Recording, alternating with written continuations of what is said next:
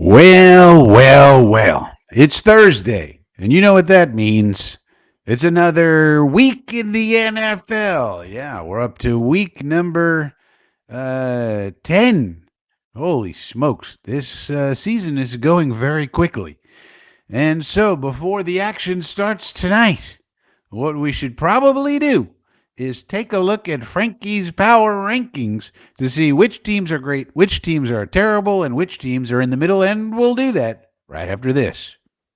Did you know that if you subscribe to this YouTube channel right now, Tyron Smith will get to drink from the same Fountain of Youth elixir that Devontae Adams has imbibed from?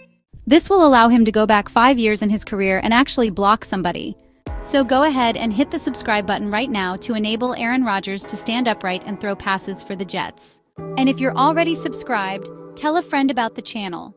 I see you, Harlan. Okay, so here we are. And what we got here is what we call the Delphi Power Rankings.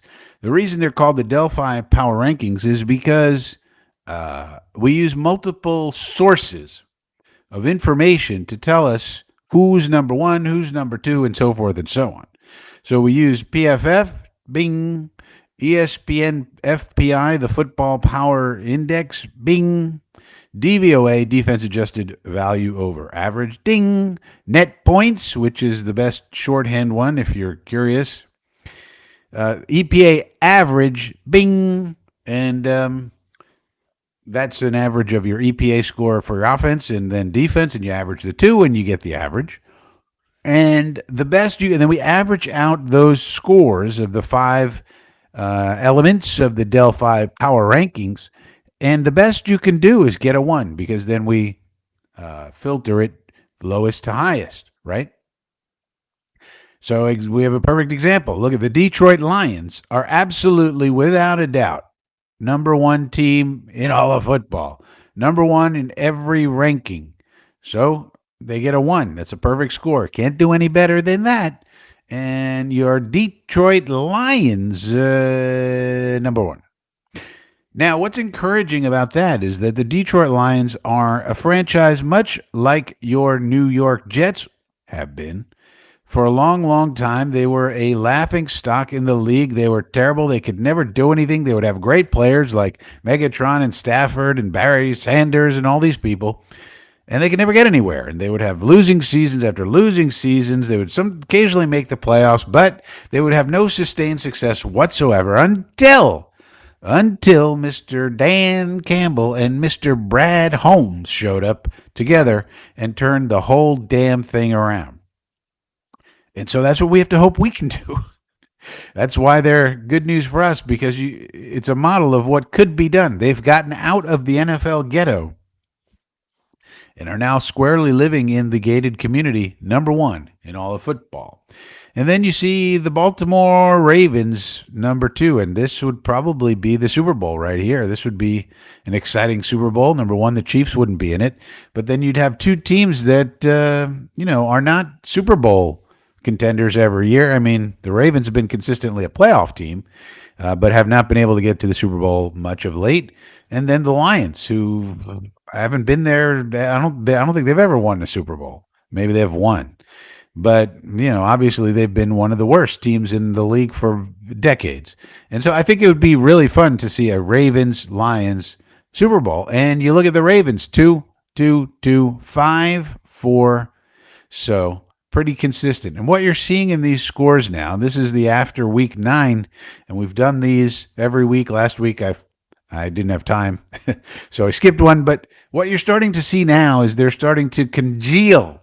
After all these games, after 9 games or 9 weeks, not every team has played 9 games, 9 weeks, you're starting to see the teams rise to the top and sink to the bottom, and then there's those in the middle. So the Minnesota Vikings doing pretty well. The Kansas City Chiefs, the Buffalo Bills, I think everybody would agree these are the top teams. The Bills have an outlier score here. The Washington Commanders are a surprise team, but they hit on the quarterback, it looks like, and so that accounts for it. Then you got the 49ers. A lot of people thought they would be a little higher, but they've had tons of injuries. The Eagles, Steelers, Chargers, and so forth and so on. They may be saying, Frankie, what about the Jetsies? And you see a little data display here, uh, Jetsies come in at 18th. Now you see some variation here, and this gives me some hope. EPA really likes us, as does the ESPN FPI, more than some of the other ones. These teams in here are all kind of, well, until you get about here, all kind of in the question mark, area. Whereas the top of the league is pretty defined.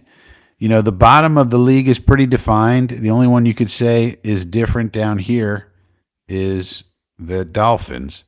They're consistently ranked very low, but they haven't had Tua for most of the season, so you could say that's not fair, or that's not, our team. That's not our accurate. It's not an accurate picture of who we are.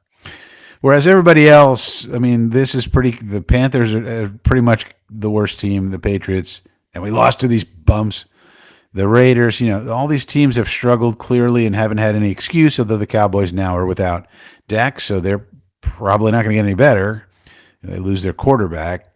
The Giants are in an interesting position. They still stink, and Daniel Jones still performing kind of okay. What do you do with Daniel Jones if you're the Giants?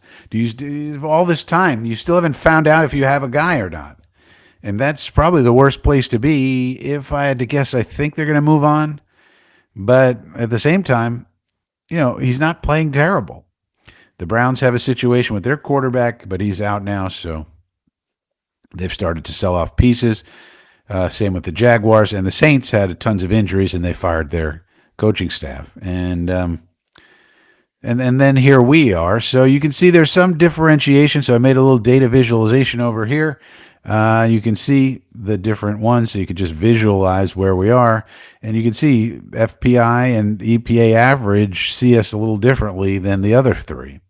And you look at a team like the Bills, no real reason to do the Dolphins and Patriots. They're at the bottom of the league right now. But look at the Bills. Every other one, 4 out of the 5, say this is a top 5 team. And you watch them and you think about them and who's on their team and how they play, and you go, that's a top 5 team. But PFF doesn't think so. So if you're PFF, you got to be looking at this, something like this, and say, what the hell's going on here? PFF has us 20 and the Bills 18. I mean, the Bills are clearly a better team. 18 and we're 20? What? That doesn't make any sense. So it makes you wonder about their system. DVOA and EPA are just straight statistical. Based on certain criteria, you just get certain stats. PFF is somebody watching every single play and grading everybody on the team, every single player on every single play of every single game. And you have to wonder about their evaluation method when they say the Buffalo Bills are anywhere close to the New York Jets when they're second in the league. So net points is like the best shorthand probably. If you don't want to get into any of this and say, what the hell do we need a power ranking for anyway? We just go off the record. Well, the whole idea of a power ranking is that records can be deceiving and you want to dig a little deeper. Well, if you want to dig a little deeper, net points will probably just tell you everything you need to know for the most part. It's hard for net points to really be wrong. If you're blowing people out all the time, what's the chances you're not good? Okay, and if you're getting blown out all the time, what's the consequences you're secretly good? So net points is probably the best shorthand. And they're second in the whole league in net points, and we're 21st. So what does that tell you about old Buffalo? Probably this is an outlier score.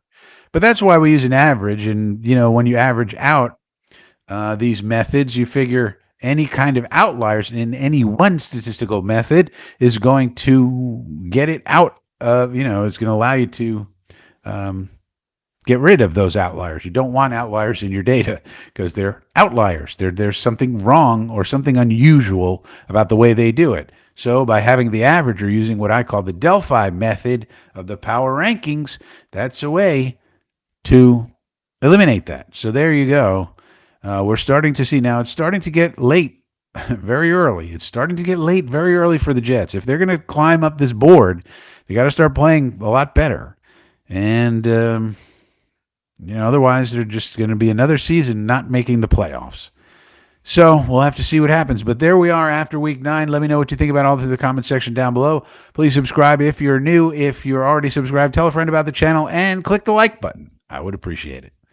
And as always, stay frosty. Did you know that if you click the subscribe button right now, Alan Lazard will receive a lifetime subscription of Stickum football adhesive? Click the subscribe button right now so we never have to watch Alan Lazard drop a pass ever again. Please, I am begging you. I'm sure you've heard the news. Frankie from Flatbush strikes again. And boy, am I ticked off. Per your stupid instructions, I tried to compromise Frankie from Flatbush. But no, he's way too cool or something. Seriously, how does he do it? Every time I think I've got him, he just slips away like a greased up squirrel on a water slide. I mean, who defeats a plan with a single eyebrow raise? Frankie, that's who. And don't get me started on his I know something you don't smirk. It's infuriating. I set up traps, laid out the perfect scheme, even wore my lucky sabotage socks. And yet here I am, ranting to you fine folks, while Frankie's probably out there sipping an espresso and planning his next move. Just once, I'd like to see him trip on a banana peel or get stuck in traffic. But no, Frankie from Flatbush is apparently unstoppable. So here's to you, Frankie. May your coolness and annoying invincibility continue to drive me completely bananas. Until next time, drama lovers, stay tuned.